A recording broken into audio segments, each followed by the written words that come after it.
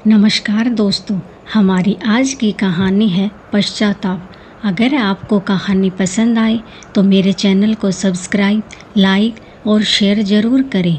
तो चलिए कहानी शुरू करते हैं। चाय नाश्ता करने के बाद मालती जी बार बार अपने फ़ोन की तरफ देख रही थी।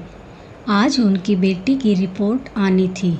हालांकि उसकी प्रेगनेंसी 7 महीने पूरे कर चुकी थी, मगर उसके बिगड़ते स्वास्थ्य को देखकर डॉक्टर ने सोनोग्राफी और ब्लड टेस्ट करवाए थे। बस अभी अपनी बिटिया के फ़ोन का इंतज़ार कर रही थी कि जल्दी से पता चले बच्चा और माँ दोनों स्वस्थ हैं, तब उनके कलेजे को ठंडक पड़े। इतने में फ़ोन बजा और मालती जी ने इधर उधर देखकर हॉल से अपने कमरे की तरफ भागी। तुरंत फ़ोन उठाकर पूछा, क्या हुआ बेटा, सब ठीक है ना? बस एक बार बता दे, मुझसे रहा नहीं जा रहा है। कोई आवाज़ ना सुनकर वह फिर से बोली, अरे बोल दे, मेरी जान निकली जा रही है। उधर सविता सोनोग्राफी रिपोर्ट हाथ में लिए सिसकते हुए बोली, मेरे बच्चे का विकास जितना होना चाहिए था उतना नहीं हुआ, वो बहुत कमज़ोर है। मुझे भी एनीमिया है। अगर ऐसा ही रहा तो मेरी डिलीवरी में बहुत रिस्क है। या तो मैं या बच्चा, किसी एक की जान ही बचेगी। माँ, डॉक्टर ने सख्त हिदायत दी है कि मुझे अपने खान पान का पूरा ध्यान रखना है, मगर आप तो मेरी सास को जानती हैं, 2 वक्त की रोटी भी चैन से खाने नहीं देती। अगर कभी भूख लगे तो कहती है ज़्यादा खाएगी तो शरीर फूल जाएगा, फिर नॉर्मल डिलीवरी की बजाय ऑपरेशन कराना पड़ेगा। इतना खर्चा कौन करेगा? मुझे बहुत थकान और कमज़ोरी महसूस होती है, मगर कभी भी मुझे आराम नहीं करने देती और कहती है हाथ पांव चलाती रहोगी तो स्वस्थ रहोगी, वरना ऐसे तो खटिया पकड़ लोगी। तो तुम्हारी सेवा कौन करेगा? बेटा, दामाद जी से बात कर, यह रिपोर्ट दिखा और बोल तुझे खाने पीने और आराम करने की कितनी ज़रूरत है। रोहन जी तो अपनी माँ की कहे पर ही चलते हैं, आज्ञाकारी पुत्र जो ठहरे। जब से मैं गर्भवती हुई हूँ तब से महीने में 1-2 बार ही शहर से वापस आते हैं। और तो और सासू माँ मुझे फ़ोन भी नहीं करने देती, कहती है बार बार मेरे बेटे को फ़ोन करके परेशान मत किया करो, बेचारा मेहनत करता है, तुम्हारी तरह मुफ्त की रोटियां नहीं तोड़ता। अब तुम ही बताओ माँ, मैं क्या करूँ?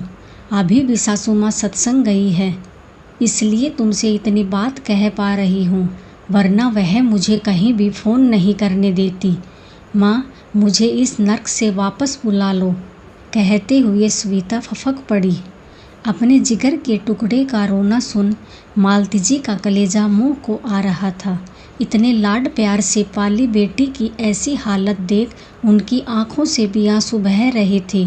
अपनी साड़ी के पल्ले से आंसू पोंछ पलटी ही थी तो देखा बहू भाभी सामने खड़ी थी, जो कि अपनी सास ननद की बात स्पीकर ऑन होने की वजह से सुन चुकी थी।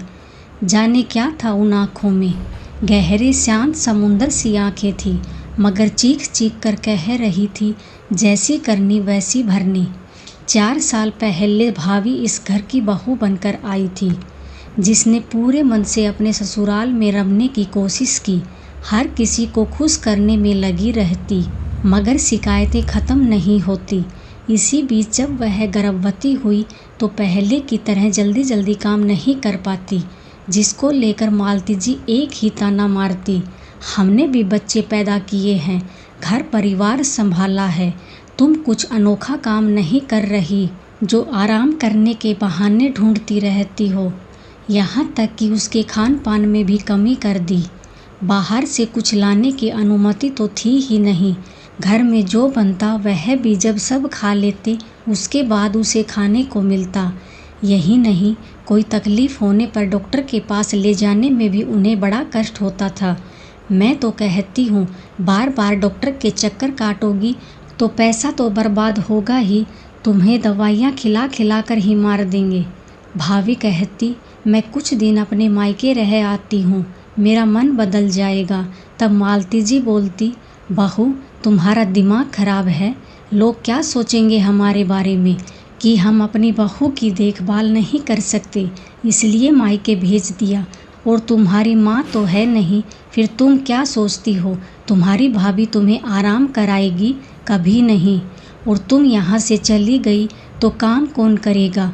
देखो, मेरे तो घुटनों में बहुत दर्द रहता है।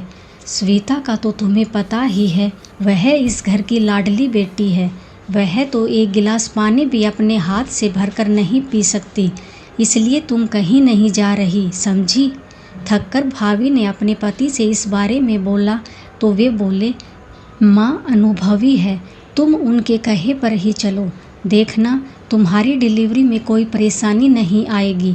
इसी लापरवाही के चलते भाभी को समय से पहले दर्द होने लगे, मगर सास ने यह बोलकर उसे चुप करा दिया कि बच्चा अपने समय पर ही आता है। यह छोटे मोटे दर्द तो उठते रहते हैं, काम में लगे रहो, कोई दर्द तुम्हें याद नहीं आएगा। मगर अगली सुबह उसे असहनीय दर्द, ब्लीडिंग होने लगी और वह बेहोश हो गई। तब जाकर पति केशव ने उसे अस्पताल में भर्ती करवाया। वहाँ बहुत ही मुश्किल से जच्चा और बच्चा दोनों की जान बची। डॉक्टर ने भी केशव को खूब खरी खोटी सुनाई। आपने अपनी पत्नी की जान कितने बड़े खतरे में डाल दी थी, आपको अंदाज़ा भी है? 1 मिनट की देर और हो जाती तो दोनों मर चुके होते। इतना सुनते ही केशव के रोंगटे खड़े हो गई। उसने डॉक्टर से माफ़ी मांगी और आगे से ऐसी गलती नहीं होगी, ऐसा वादा किया। बस उस दिन से भाभी का मन अपने ससुराल वालों के लिए खट्टा हो गया। अब वह किसी की नहीं सुनती, चाहे कितनी भी लड़ाई हो, अपनी बात पर अड़ी रहती। इसलिए अब वो असंस्कारी और बुरी बहू बन चुकी थी। मगर भाभी को समझ में आ गया था, अगर हक के लिए लड़ाई नहीं करेगी तो कल को उसे और उसकी बेटी दोनों को ऐसे ही मरने को छोड़ दिया जाएगा, क्योंकि मालती जी को इंसान और जानवर में कोई फ़र्क नहीं दिखाई पड़ता। मगर आज जब अपनी बेटी तड़प रही थी तो उन्हें अपनी बहू का दर्द दिखाई देने लगा। माँ जी, एक काम कीजिए, अभी आप रजनी आंटी को फ़ोन करिए और कहिए आप दीदी की डिलीवरी मायके में कराना चाहती हैं। मगर उसकी सास बहुत खड़ूस है, सविता को नौकरानी बनाकर रखा है, घर के सारे काम करवाती है। दामाद जी भी अपनी माँ की कोई बात नहीं काटते, इसलिए उसका एक छत्र राज चलता है। साथ में पता नहीं कहाँ से पुराने ज़माने की आटा चक्की मंगवा ली है और रोज़ चक्की चलवाती है। कहती है तुम्हारी नॉर्मल डिलीवरी होगी तो सारे खर्चे बच जाएंगे। ज़्यादा मत सोचिए, आप फ़ोन लगाइए, मैं सब संभाल लूँगी। भाभी पूरे आत्मविश्वास से बोली। अपनी बहू के कहने पर मालती जी ने समधन रजनी को फ़ोन लगाया। कुछ इधर उधर की बात करने के बाद कहा, सविता को मायके भेज दीजिए। आपकी हाँ हो तो केशव को कल ही भेज देती हूँ। तो रजनी जी बोली, समधन जी, आपका दिमाग खराब हो गया है, लोग क्या कहेंगे? बहू की सेवा करने की बारी आई तो हमने उसे मायके भेज दिया और फिर हमारे घर में 2-2 शादियां आ रही हैं। घर की बहू नहीं रहेगी तो पूरी दुनिया मुझ पर थू थू करेगी और फिर काम तो सारा उसे ही करना है। आखिर लोग बहू किस लिए लाते हैं घर में? आप तो बहुत अच्छे से जानती हैं। उनकी कड़वी बातें सुनकर मालती जी तिलमिला उठी। सच में उनकी सोच भी तो इतनी ही घटिया है। उन्होंने कौन सा अपनी बहू को मान सम्मान दिया, कभी उसकी परवाह नहीं की, कभी उसे इंसान नहीं समझा। वो तो आज उनकी बेटी पर गुजर रही है तो अकल ठिकाने आ गई। रजनी की बातें सुनकर भाभी बोली, आंटी जी आपने बिल्कुल सही कहा, बहुएं तो काम करने के लिए ही आती हैं। चलो अच्छा ही हुआ कि आपने खुद ही मना कर दिया, हमारी जान छूटी। मतलब क्या कहना चाहती हो? यहीं कि अगर सविता दीदी यहाँ आ जाती तो हमारा कितना खर्चा बढ़ जाता। ऊपर से डिलीवरी आखिर किसे पता है नॉर्मल होगी या ऑपरेशन से। सुना है लाखों खर्च होते हैं अस्पताल में। उसके बाद जच्चा बच्चा की देखरेख, खाना पीना। सच में आप बहुत महान हैं जो इतना खर्चा भी करेंगी और बहू की इतनी सेवा भी करेंगी। हम तो धन्य हो गए आप जैसी महान सास पाकर। भाभी की बात सुनकर वे सोचने लगी, हे भगवान, यह तो मैंने सोचा ही नहीं। मैं तो सिर्फ काम की सोच रही हूँ। खर्चों की तरफ तो मेरा ध्यान गया ही नहीं। सच में आजकल कितना पैसा खर्च होता है। अगर मैं बहू को मायके भेज दूं तो सब कुछ फ्री में हो जाएगा। सोचकर वो तपाक से बोली, अरे बेटी, अब मालती जी का इतना मन है तो मैं उन्हें उनकी बेटी से अलग कैसे करूं?